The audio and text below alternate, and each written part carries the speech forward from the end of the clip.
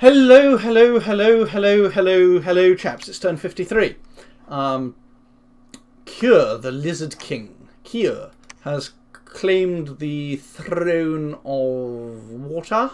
So Cetus now has his first mage, with some bally good water mages, although water mages aren't really important anyway. But, ooh, +3 defense skill. So this is a very fancy throne. I like that. Cetus can't really use the defense skill much. Water mages aren't really amazing without like nature cross paths or something, but that's still kind of cool. Anyway, Dire Portent. Rus has cast Stellar Focus. I think this is what he cast anyway. Yes, it was this one. So he now has an extra 5 Astral Pearls. Nothing amazing there. I summoned some Shikome over here in this fortress, and I summoned some whites over here. More about that later. This chap here found 2 death sites here, which is nice. So an extra 2 death gems. My gem income is very, very good. This chap here found a Lilium Veil for another death gem. Blood searching is going okay. I just, for the first time, got some blood mages into this region. So that's nice. And they're scripted to retreat, just in case they get raided by a flying Basalt King who's given up on his fortress. That might happen. Dunster. So in Dunster, the Hanya raided the province with as expected, but in the 2 adjacent provinces, the Hanyas that I sent died because the province defence was surprisingly bloated. And invulnerability, body of flames, and fire evocations are a pretty impressive combo against province defence, actually. But they died. It was very stupid of me, very annoying, but whatever. That's a lot of upkeep I no longer have to worry about. That's about 40 gold a turn. Deep Waygor has no province defence because it has no population, and it has no population because when Hinnom originally invaded Zion, he dawdled in this province for a while and ate its entire population with his Rephites and his Melkarts. So, what else is there to say? Now let's get on to Rus's invasion. Now, unless he has something stealthy hidden up his sleeve, or a bunch of people planning to cloud trapeze in, which I suppose is a possibility, just to make me complacent. If this is his army, then it's terrible, I'm pretty sure. I mean, he's casting Legions of Steel, Wooden Warriors, Thunderstrike. Not exactly, you know, this is just off-script stuff. And Cavemen. What's the deal with the Cavemen? Why is he bringing Cavemen? What's so special about these chappies? What's so special about Trolls? Well, actually, Trolls are pretty damn good units. But they have terrible defense skill. Even the ones that aren't in armour have pretty bad defense skill. Their morale is also nothing special, so my Pretender God will be able to repel them quite nicely. Now, if I sent a whole bunch of Koani up against these guys, the Koani might rout. They might kill them too, but it would be annoying to deal with. Koani are starting to get on my nerves because of their habit of routing. So, given the lack of any special support for this army, and that it appears to be a whole bunch of chaff, my plan to defeat it is to keep all the troops inside, keep all these guys inside, just as a backup option, in case they do win the initial battle, and all that I'll have defending the initial attack on the province will be my Pretender God. And he'll be scripted, Summon Earth Power, Strength of Gaia, Resist Lightning, just because of the one Perkanu, the Air Mage, the Air 3 Mage, Stone Skin, so as to avoid reducing his lightning protection with Iron Skin, and Temper Flesh, just as a generic spell that's also good against those Fire Mages he has, the Daughters of the Sun. And then he'll fly in and he'll do his usual Berserk, Mass Regen, Repel Shenanigans, 36 Magic Resistance, fairly decent protection. His protection actually isn't amazing compared to what he's going up against, but the repel and the huge regens should see him through. And I'm also sending 2 Dione just to make absolutely sure that I am fine. And this guy is going to cast this buff script and then Wailing Winds. The reason for the buffs is to make sure that Earth Power is to make sure that he doesn't stay asleep too long, and so that he can actually retreat before he gets clubbed to death. And the buffs are also just to make sure that he doesn't die before he wakes up. So casting buffs will make him sleep for longer, but his reinvigoration is pretty high, and they should also keep him awake for a long time. I don't see them killing someone who's ethereal, Temper Flesh, and Iron Skin very soon. Although it might make him a target for the lightning evocations, now that I think of it. So I may have screwed up with that priority. Wailing winds, wailing winds. Wind of Death would be quite hilarious, actually. That would be very funny. And this chap wouldn't be affected with his... I could do Wind of Death. I might do Wind of Death just to absolutely dab on him. Just to absolutely dab. But no, there's no need to. There's no need to. My Pretender God, obviously, talked about him. And the other guy that's going to be defending is one of the chaps coming in from outside. He is going to be casting Darkness. And again, I need to change that for Stone Skin, just so he doesn't end up as a target for lightning evocations. And then he'll retreat. Actually, I'm going to double... I don't have a laboratory here. So that's all I'm going to say about Roos. We'll see what happens next turn. Already talked about this. This fort still isn't cracked, but I'm confident about it when it does crack. He didn't have any mages in here. This fort, so this is the one where he actually repulsed my first attack, and I had to come back in. So, he's probably planning something nasty, involving a lot of fire elementals. So I'm going to storm the fort with just the mages, no Koani this time. I am going to bring the more senior demons, who have fire resistance and higher morale. But mostly I'm going to be relying on my spellcasters to do stuff with Body of Flames and Vulnerability, Horde of Skeletons, Darkness. Yes, I do have a Darkness caster. I almost forgot about this. This chappie is going to be sitting in the back and he'll cast Skeletal Legion just because of all the arrows on these guys with no armour.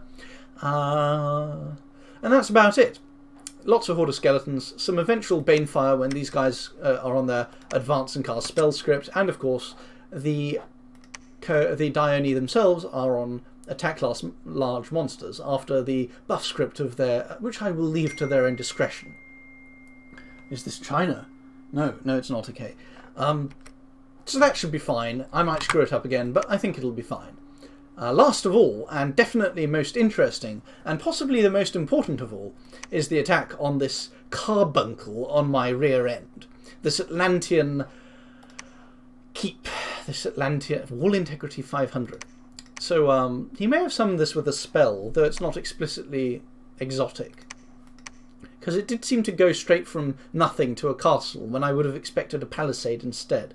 So I am suspicious about this castle and its origins. Anyway, he will have... yes, we can see the first Mages of the Deep. So he will have Big League, lots of water spells. He'll have Shark Attack, he'll have Water Elementals, and he'll probably have nastier things too. And my Dione, which I'm sending in, don't have any bloody cold resistance. And the reason they don't have any cold resistance is because I'm an absolute blithering idiot who completely forgot to give them any until this very moment.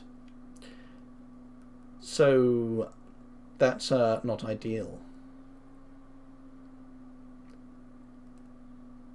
Hopefully, though, the Dione will be able to weather the storm of Frozen Heart and whatever else is getting cast at them. And their ghost form, I think, will have cold resistance to escape, but it won't be good to lose these items. I think they do drop the items when they go to ghost form, right? Goodness. But yes, so this is quite a risky enterprise. I may totally outnumber him, but the Koani may rout. They may have terribly reduced attack and defense skills. They may not do well underwater. I also can't cast Bloodlust underwater. I will cast End of Weakness, which is the battlefield-wide demon barkskin thing. I'm also casting Friendly Current, Spirits of the Deep, which is like an Undine summon. It's like a sort of... I don't know really what it is, or how it compares to Water Elementals. But I'm casting Shark Attack, which is the underwater equivalent of Howl. I'm sending in the Dione and this Troll King. So they're Sea King. They're fairly well geared, very well geared, in fact, in my opinion, except for the foolish oversight of not giving them any cold resistance. And in fact, Stone Skin reduces your cold resistance. But this guy has 20% regen. That's 14 HP regen a turn. So I could take this off him and then he'll have 5 cold resistance. I think he might actually be better off with the Stone Skin boots. Otherwise his protection is just kind of shit. Well, it's not shit, it's just mediocre, especially against water elementals. So all of these thugs are going to be on a full-length buff script before they go in. So hopefully any water elementals or something nasty like that will get... I don't know how well Koani will do, though. This might actually turn out to be a disaster. I do have some elite troops here, though, and I do have a lot of troops, and I do have some big mage support. including Swarm as well from this. So, I don't know, I feel optimistic, but it might be a complete shit show. We shall see what happens. Obviously, this was extremely expensive. 1, 2, 3, 4, 5... 25 air gems just on the underwater breathing equipment alone. And plenty of other equipment is being hazarded along with gems and summons. So, if I lose this battle, I will be extremely dismayed. Especially since that means I'm losing a throne. Because currently, if you look at the throne count, Thrones of Ascension, everyone has 1 throne except for Hinnom, who has 2. And obviously that's not going to last very long. Also, Atlantis has 2. So, Atlantis would actually have 3 if he captures this one. Additionally, I will go up from 2 to... I do have 2, right? I'm not just blathering, am I? I've got this one. I thought I had 2. Do I only have 1? Why did I think... Oh, yes, I've got this underwater one. And I'm about to capture both of the ones that Hinnom has. This one and this one. So that will bring me up to 4, and that will make me the game leader, and I'll get some extra mages. I'll get these very nice mages and 200 gold. So, and what's the other one that Hinnom has? Blood Slaves and Order. Oh, I might not claim this. I'm not sure I want to lose out. I mean, it would give me more gold, but I don't think it's worth it for Yomi to take Order at all. Even for a little driblet of Blood Slaves.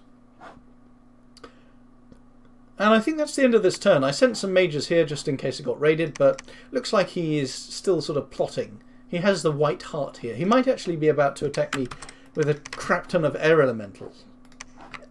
Air elemental spam. So, just in case, I'll send this chap over. Although that might merely worsen my losses. What I really need is a Dione with lightning resistance gear. I do have lightning resistance gear on hand. I'm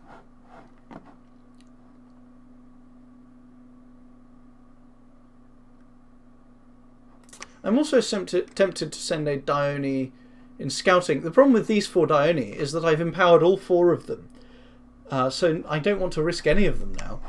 The only Dione I can really risk are these 2. Well, this one, because he's not my prophet, and this one because these 2. I've got so many Dione that are prophets, or they're empowered, or they're a rare random. I guess these are the disposable Dione. And that's the end of turn 53. Mashaka is bound to attack me once again, but for now we have an NAP. I think Mashaka suggested to me that he was planning on attacking Roos, but I suspect that his calculation, aided by Roos's frantic displays of score graphs using Eyes of God, will be that he doesn't want to attack anyone other than me next. Because I am probably his most dangerous neighbour, and, out of the entire game, the person who is perhaps most likely to win the game. Certainly in his estimation. I might disagree with that, because currently everything feels a bit rocky to me. I mean, he has these very strong things. He has Lion Warriors. He has transformed giants. Now, my troops are simply not as good as Lion Warriors, and my thugs are nowhere near as disposable or as plentiful as these transformed giants.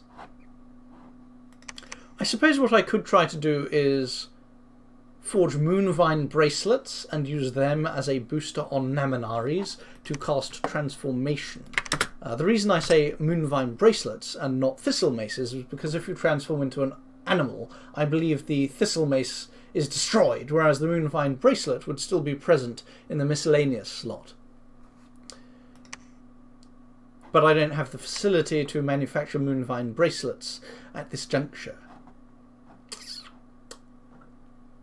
Also, I could just do Ghost Generals and other stuff. I don't know. I have a lot of tools, but I'm not convinced that... I think Mashaka has some really strong stuff. Transform Giants are very strong, in my opinion. I mean, they've got Earth and Nature to buff themselves. They've got a great chassis with lots of HP. They can wear all the broken items that DE... Well, not broken, but strong items that DE introduces and become very durable. I think they're not amazing in melee against other thugs, but that's about it. Is there anything else to report? Well, I'm heading towards another Transmute Fire in a bit. These Earth Gems are just piling up sky high, so I might cast Earthblood Deep Well with them. Death Gems I will eventually use on stuff, I don't know. This one probably. Spamming them. Nature Gems, well, they're always useful. Astral Pearls, you know, my research is coming along. Oh, I got Construction 6, that's another thing. I got Construction 6 this turn. And as a result, some of the... So DE, in its latest iteration, has moved some of the artifacts into lower research levels, which is something I didn't notice and now feel very stupid about, because I missed out on a lot of the really good ones. And I should have known, because I should have realised this was still an artifact when Hinon was using it. In any case, I shall now forge the Armour of the Dawn, which is going to be good, because it's going to be... I'm going to pop this on my Pretender God, who's currently using perfectly unremarkable armour. This will improve his armour. He'll have Awe, which is nice. He'll have Affliction Resistance 2, which is nice. Neither of those things is crucial, and neither is the Fire Resistance or the Magic Resistance. I guess what's really nice, though, is just that it's got lots of little things like that, plus good stats. Low encumbrance and map move penalty and high protection, 20 protection. As compared to this, which is... Oh, this is actually better. This is actually better than the Armour of the Dawn. But whatever, Awe is just another layer of protection to keep your defense skill high, if nothing else. So that's the end of turn 53. I shall see you chaps next time. I mean, maybe what I ought to do next is forge this one. Where's it gone? Carcator the Pocket Lich. I might forge that. Yes, I think I might actually forge that one. Except this chappie can't, and I don't know, the Armour of the... I like it, it's stylish, that's the real reason. Turn 53, over and out. See you chaps next time. Hello chaps, it's turn 54, and the assault on Ragdan failed quite pathetically. I had these 3 Hanyas scripted to advance and cast spells. I also had the bigger demons, and these 3 Dione, and these 2 skeleton spammers. Now they have a lot of stuff. They have equipped their guys, some of them, with gems. This guy has air gems, and he's casting Summon Storm Power, which is stupid because that only works in a storm. But this guy has Phoenix Power, this guy has Iron Warriors, and so with Iron Warriors and Body Ethereal and stuff like that, these Melkarts get very, very, very buffed. The only really good news from this battle is that maybe he's run out of blood slaves, and maybe he's running out of gems too. And I say that because very few of his people actually died.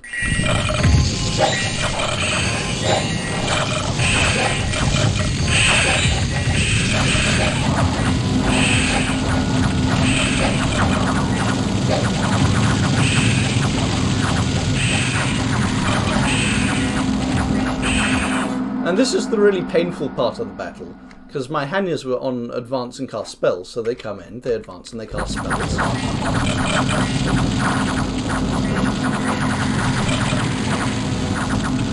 And then they die horribly.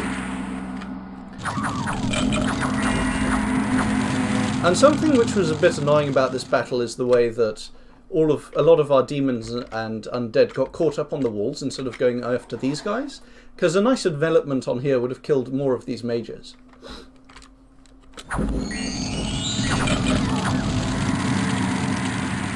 So the end result was losing 3 Hanyas, a Necromancer. All of these guys retreated successfully, and in exchange we only killed some gems and 2 Amis, and a Riphite Warrior, a Dawn Guard, and a Heavy Archer. So really not good stuff.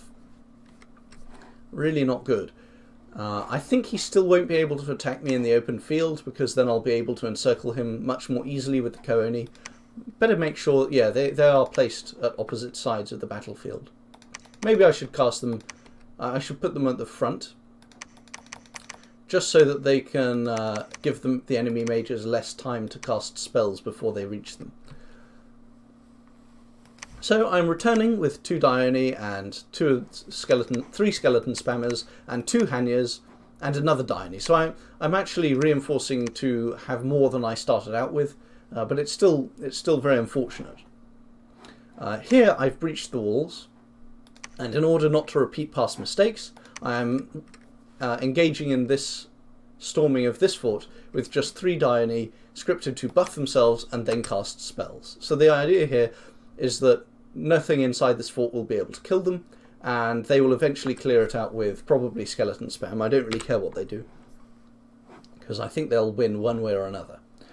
Roos ended up not attacking me with that large army of his. Instead, he just sent in some birds, which killed 3 Shikome, and then, I think this is also from him, he sent in some air elementals. And this is a Dominion's enhanced spell, of course. And it's quite a powerful one. 1 full-size air elemental and 4 of the lesser type. So I've increased my PD here, just in case it turns up here as well. I'm surprised he didn't just cast it there. So I'm not sure why he did that. Seems a bit pointless. So he retreated, which I kind of thought he would. I hoped he wouldn't, but he has. And so my Pretender God is now, instead he's attacking me here. So I am sending a Dione with the gems to cast Earthquake, 2 Fire Mages casting Body of Flames to protect themselves from Earthquake and then summon Fire Elementals, and my Pretender God. So in his current gear, he has 20 shock resistance. He did have to lose the magic resistance amulet for this, so he now only has 33 magic resistance. As before, he's got these nice repel shenanigans going on, and his buff script is this: Summon Earth Power, Strength of Gaia, Stone Skin, Boar Skin, and Resist Lightning. So he should be pretty much immune to Boar Warriors, and even should Berserkers, he should be immune to. I might have to actually... I'm going to get rid of the Resist Lightning and give him Temper Flesh, just to be on the safe side against those, actually. Because if you look at Roos, they do have a lot of damage. They probably deal even more damage in bear form as well. So I better be sure to double down on the on that. What's Roos's Bless? Does it have magic weapons? Oh, I wish I could remember now. I should have a screenshot lying around somewhere of Roos's Bless. The problem is I never bothered to actually organise my screenshot folder, so it's kind of pointless.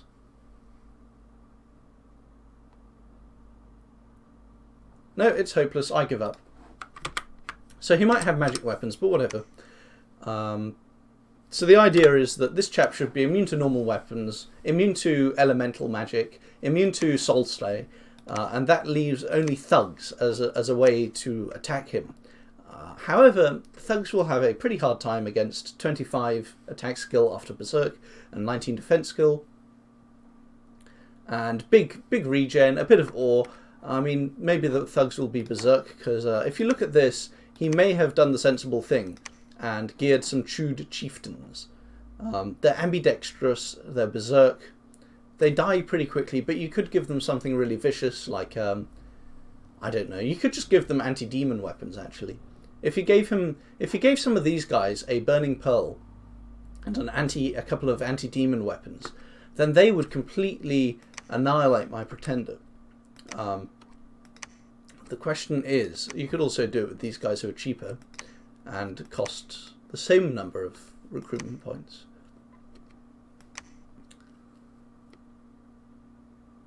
Huh. But yes, maybe he will turn up with some chewed chieftains, but I'm just going to take the chance that he won't, because he hasn't been very impressive so far, let's put it politely. No, that's impolite, but that's my judgment, is that he probably won't turn up with a bunch of point-buffed Burning Pearl thugs with anti-demon weapons. I mean, he should. I should really assume that he's going to, but I don't think he will. Or at least I'll take the risk that he won't. I'll take the risk that he will, I mean. Because by now I do have more priests to revive him. Most of my provinces now have a priest in them.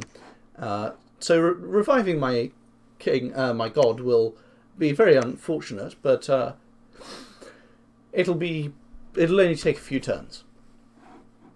And lastly, but perhaps most importantly, I attacked this, and he has stayed inside the fort for now. So I'm now storming the fort with everyone here and bringing in a Mound King just to maintain siege in case they all run away and die. Fortunately, the unrest should be very high anyway, so he won't be able to recruit stuff even if he does survive this turn.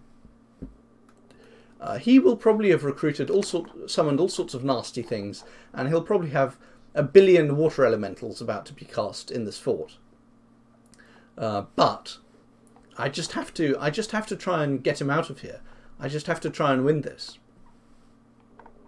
even if this is rather quixotic and dangerous. Now, I added these two squads together so that I have a nice long line on hold and attack, and the purpose of that is to try and hold back these Koani for a couple of rounds. So by putting a squad in front of them on hold and attack rear, it's as if I've managed to put the undisciplined Koani on hold and attack rear. And that's what I want. I want the enemy to come out of the fortress first, and then I'll fight them, is my intention. I don't want to get caught up in their fortress's choke point too much. And that is turn 54. Another thing I'm doing is I'm forging Dropnir. Dropnir gives 200 gold a month, so it's very important for my situation. Gold margin is actually looking pretty good now. Although I've even started trading these guys, and when this war has abated a bit, I'll make another of my Hito Bashiras. I'll make a Hito Bashira here and a Hito Bashira here. And the Hito Bashira here will just be so I have more commander points for these chappies, because they really are good, and I don't have Astral much otherwise. So that is the end of turn 54. Toodles. Hello, chaps. It's turn 55. And Atlantis sallied out of this fortress underwater and attacked me. So he has water gems on these mages. And he has this chap here with this gear. And we have all of these guys, including all the stuff I mentioned before about swarm and water elementals and friendly currents.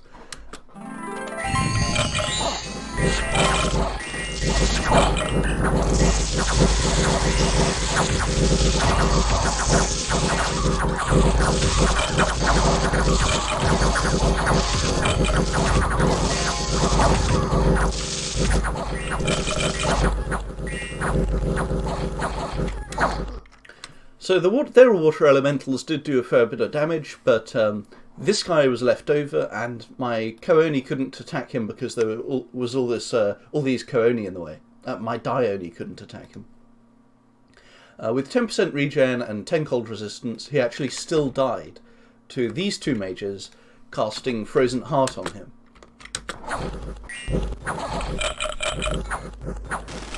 You can see it's like 2 damage, 5 damage, and eventually that adds up, and he actually does die to that. And then when we assault the fortress at Nuptia, there's nothing left inside, so we kill it easily. So the odd thing about this battle was actually the Basalt King's gear. I don't know why he has these. He could have put them in his laboratory and saved them for later use. Or if he won the battle, he could have put them back on the Basalt King. They're no use in this battle. He's also not wearing any armour, which is very strange. I guess armour wasn't really the problem there for him, though. Cold resistance was, but oh well. He also did the same thing in the arena. No chest piece. So I don't know why Atlantis is not wearing body armour on his Basalt Kings. Like, not even in the arena? That's very strange.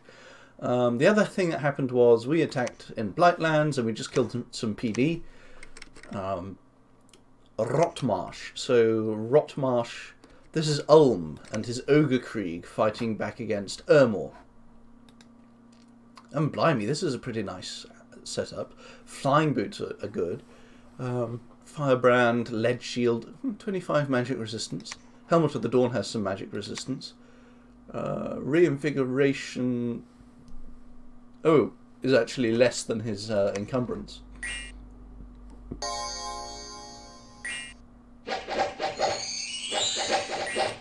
Huh. So he can't cast Strength of Gaia, and he didn't cast what's it called? Summon Earth Power. So he actually still is fatigued.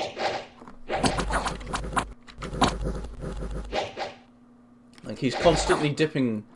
This is 7 defense skill. So yeah, I don't really rate the setup very highly on second thoughts. Lilledhor, so the Dione sat back and cast spells and nothing could kill them. And they actually killed 2 of their own Amano Jakus with Heat Aura, so that was annoying. Nuptia, already covered that. And as for Ragdan, I am just going to leave it under siege. And my dominion has now spread over this province, so I'm going to preach. And I think I'm actually going to try to dom kill this guy. It's too hard. It's too hard to storm this fort. I'm also going to cancel the training of this necromancer. Because what are necromancers really? They're just horde of skeletons. And instead of making a necromancer who has upkeep, I can make temples, which don't, and which give me Kooni, which don't have upkeep, and which are better than skeletons. So, why actually make necromancers? I don't really need them. I will be very interested to... I am sending a Dione somewhere. Where's my Dione? I thought I was sending this Dione. Why did I cancel this? I need to send this Dione over here. So yes, I'm sending a Dione to this province with these flying boots, except that he's not actually going to get there in time. So maybe if I use the quickness boots, yes. Interesting that quickness actually is faster than flying on this chassis. I guess that's... Anyway, so he will go there. I guess it's because of the roads or something. He will go here and then cast Hito Bashira so that I can train High Maguses twice as swiftly. And then he'll go here to do the same thing. And I don't care if that costs 80 Earth Gems and kills population. It's worth it. What else? What else is there? So, Rus did not attack me here in this province. So I now have some mages sitting out in the open. 2 of them have 12 magic resistance. This guy has 17, and this guy has 32. So they're a little bit vulnerable to mind hunting. And if I shade mail this guy over here, one of these astral guys, they'll be too late. And if I teleport them in, they won't be stealthy, so they might die in a battle. And they also might still cast their ritual after the mind hunts, so they still might be too late. So I think what I'll do instead is just retreat them and hope they don't get mind hunted. If they get like mind hunted and attack of birds id, and then this guy's left on his own to, like, I don't know, face some cloud trapezing light air, I guess we'll be fine. I guess it'll be fine. I don't know why he's just parking guys on the border anyway. And my pretender god is being sent over here to finally lay siege to this province. I probably should have attacked it a long time ago. My remaining forces over here are going to turn up and join the war against Rus. I don't know why Rus would annoy me and declare war on me so ineffectually when he wasn't actually ready to invade me. What is the point of making a powerful enemy when you can't actually hurt them? Oh, and another thing is that I lost 60 on the retreat, so just another thing to note. I guess that's included in these stats, though. And 4 generic annoying events, except this one is a monster boar. So I need to bear this in mind, otherwise it'll be quite annoying. Maybe I shouldn't build a temple there just because it's more likely to die to a monster boar attack. I mean, when I say likely, I don't necessarily mean very likely, but it could happen. Also, I'm increasing my PD up to 11 in many of these provinces. It's not really the most necessary thing to do, but I'm really doing it for unrest reduction. I think it is economically valuable for unrest reduction to increase your PD to 11 or 10. Actually, this place is more important. Crap, where's the place I just increased to 10? Right, here it is.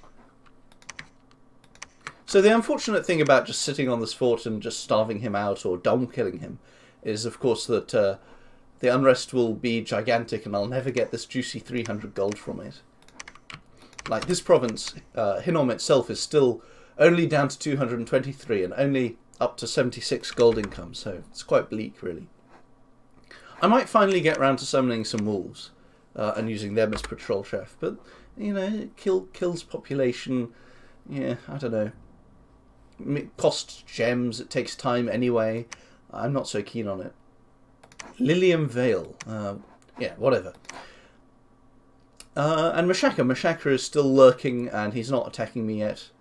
So that's turn 55. Also, I got the I got this.